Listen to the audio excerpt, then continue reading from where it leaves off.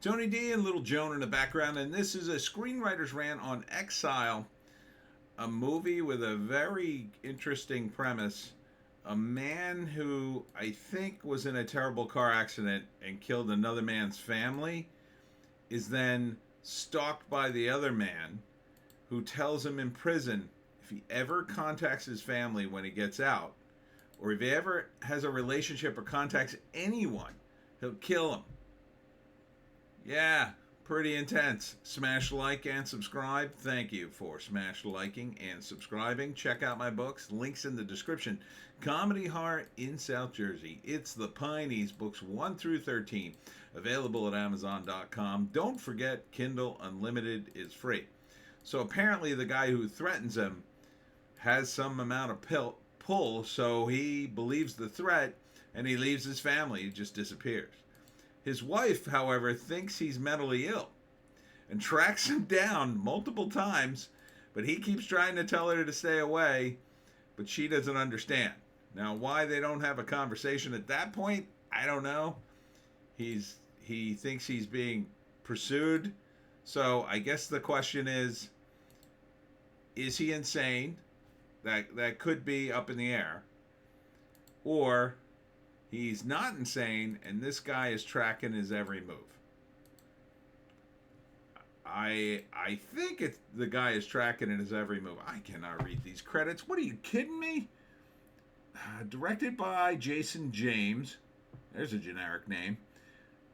Written by Michael Seaton, I think. So I guess I could read them, but they're really tough. Guys really make it a challenge to read the damn credits. I don't know why.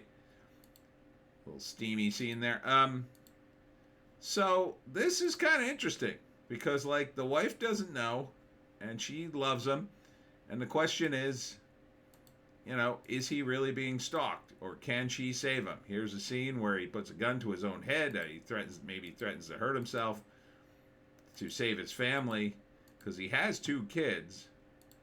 So a lot of this is going to be in the setup, if you believe the actual setup, like the guy who threatens him really believes, that he has this kind of power, that he has unlimited funds to chase him down and monitor him 24/7, that he, wants to make sure he lives a miserable existence for the rest of his life.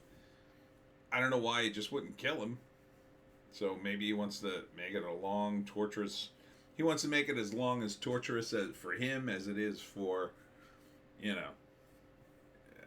guy who killed his family. So, yeah. So first act probably starts with them getting out of prison, I guess, or him getting out of prison, and then maybe you get a recap of what had happened.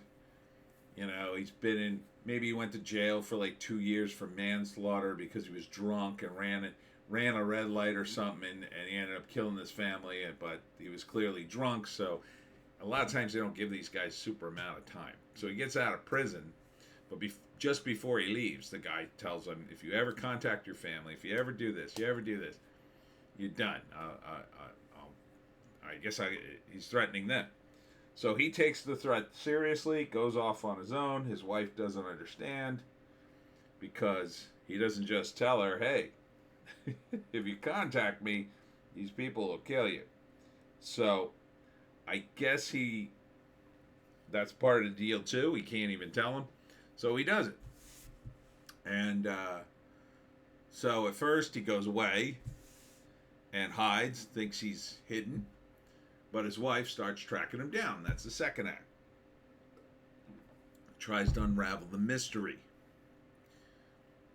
Eventually, she tracks him down. Maybe gets a little piece of the mystery. Doesn't really put it together at first. Tracks him down. He runs away. Gets away. He gets calls and threats from the guy watching him. I'm obeying your rules. I'm obeying your rules. Because he's really worried about his family.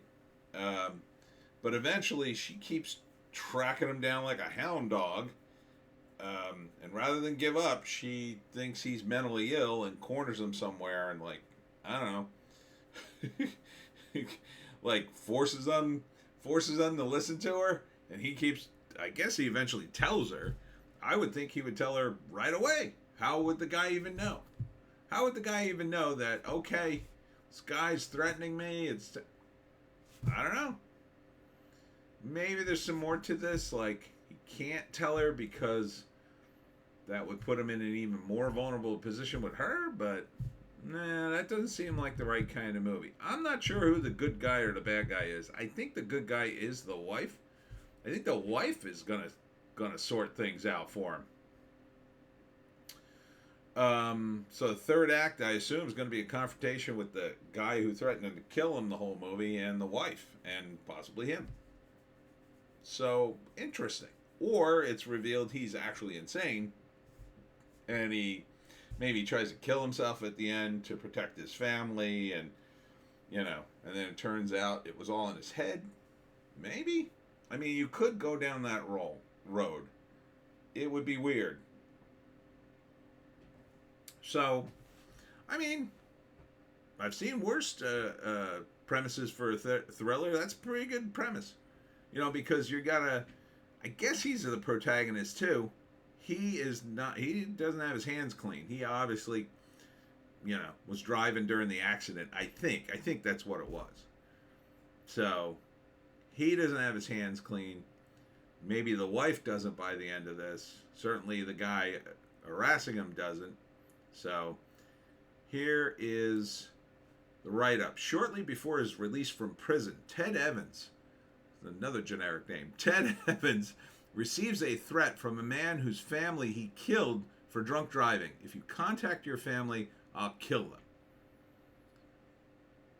I mean, does he know it's this guy? I mean, must, right? So, maybe the guy's family he killed, he's a mobster. But then he would, kill him, wouldn't he? I don't know. Reminds me of the situation John Gotti's kid, one of John Gotti's kids, was hit by a car, and I think he died. And it was a total accident. The guy didn't run, but the guy ended up dying sometime later. Met with a accident. Yeah. Anyhow, sure it had nothing to do with that. Anyhow, Exile. Would I see it? Yeah, I'm kind of intrigued by it. It looks fine. I don't recognize any of the cast, but they seem fine. It looks solid enough. I think if this was a tight 90, this could be pretty watchable. So yeah, Exile. Coming to a theater or a streamer near you. Anyhow, that's it for me, Tony D and Little Joan. Check us out on Odysee, Bitchute, and Rumble for our more base takes. If you can find a more base take, I say, take it. Tomorrow I'll be at Valari's for Super Bowl Sunday, and that's from 11 to 2 in Sicklerville, New Jersey.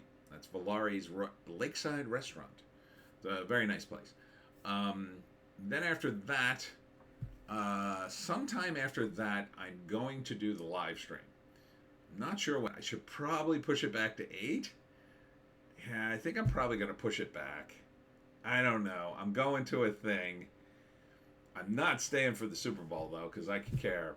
I don't care at all who wins. I mean, I literally won't be watching the Super Bowl. I'll just be watching the food, baby. So, but I'll probably have to push the live stream back. It'll be a little later. We'll call it the Super Bowl live stream with no Super Bowl or something like that. Anyhow, that's it. We'll see you